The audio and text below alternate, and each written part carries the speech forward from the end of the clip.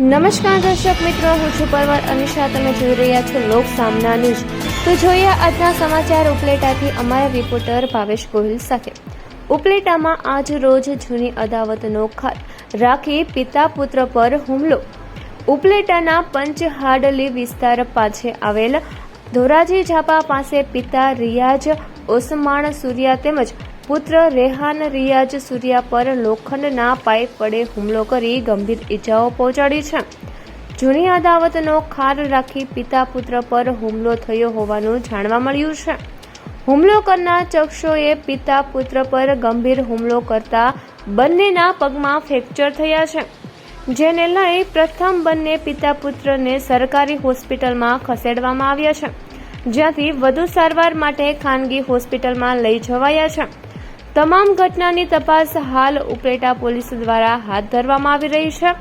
તો ફરી મળીશું એક નવા સમાચાર સાથે. ત્યાં સુધી જોતા રહો લોક સામના ન્યૂઝ.